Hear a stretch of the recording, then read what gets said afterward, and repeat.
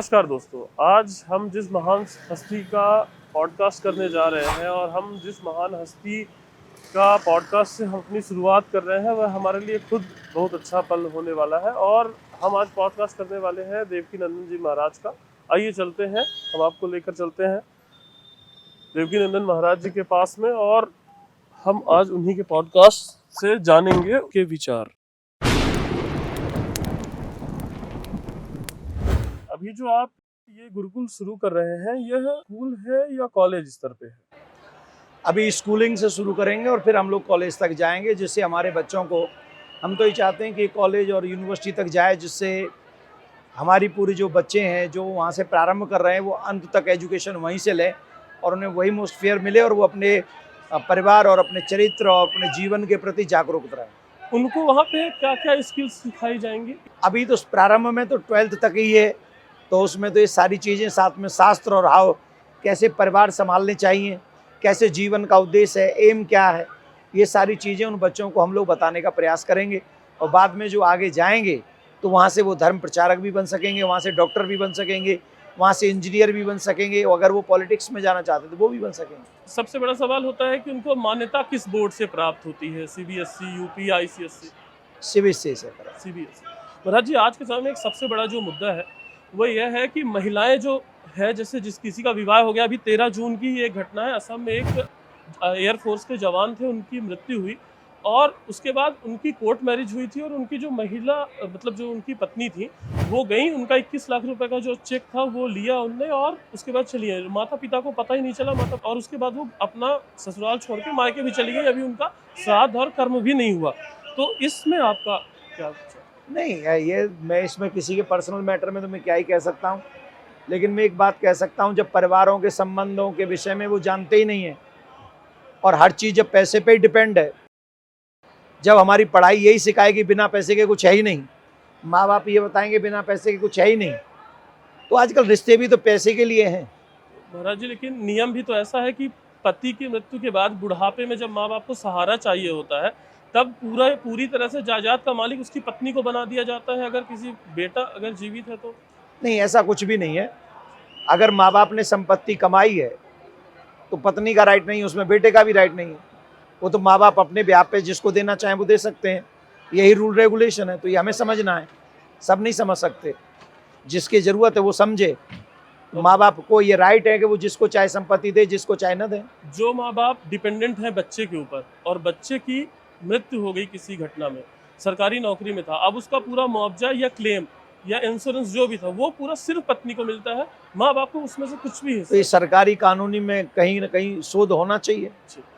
गुरु जी, ऐसे ही नियम, ये सिर्फ एक नियम ऐसा नहीं है, ऐसे कई नियम हैं जिनमें नियमों के कारण ही बहुत सारी गड़बड़ियाँ होती हैं।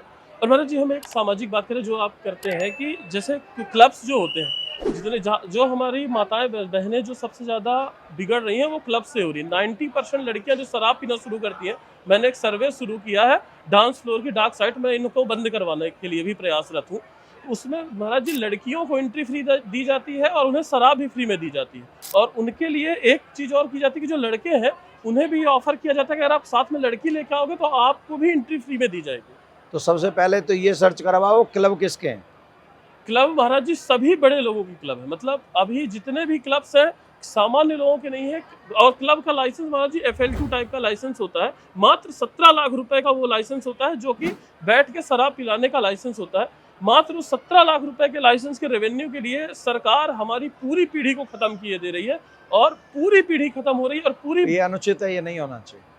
तो महाराज जी इसके लिए मैं बहुत दिनों से अनुचित है। हमने तो कथा में हर बार कहते हैं, हमने तो आज भी कथा में कहा कि बच्चियों के लिए अगर माँ फ्रेंड सबसे अच्छे हैं तो वो माँ बाप है। महाराज जी, लड़कियों की जो शादी की उम्र है 18 साल होती है। 18 साल की लड़कियां जैसे होती हैं जिन्हें दूसरे लोगों के द्वारा बिगाड़ दिया जाता है, जैसे आप कहते हैं लव जिहाद का भी मुद्दा है, बाकी मुद्दे हैं। तो 18 की हुई लड़कियां, उनका ब्रेन वॉश किया जाता है और तुरंत उनकी शादी के बहाने और हम लीगल हो गए, और जो बाप भाई उन्हें मतलब जिन्हें पाला वो दुश्मन हो जाते हैं। तो क्या ऐसा कुछ नियम या ऐसी कोई शोध भी आप जैसे समाज सुधारक के रूप में काम करते हैं तो ऐसा कुछ हो सकता है कि भैया 18 के बाद 5 वर्ष मतलब 23 साल तक की उम्र तक शादी का हक माँ बाप को रहे, फिर 23 तक के बाद अगर जी ये 18 के बाद निर्णय वो लेते हैं जो 6 साल से लेके 12-13 तक जिनको संस्कार नहीं मिलते हैं, 12 से लेके 13 तक संस्कार मिल जाएंगे तो फिर वो बच्चे ऐसा नहीं करेंगे, पहली बात। दूसरी बात, माँ बाप नौकर नहीं है, माँ बाप नौकर नहीं है जी कि महाराज। तुम्हें 18 साल का पढ़ा लिखा के बड़ा कर दें और फिर माँ बाप की इज्जत को लात मार के कोई भी बच्ची या बच्चा चला जाए। तो ये सरकार को भी इन चीज़ों पे ध्यान देना चाहिए।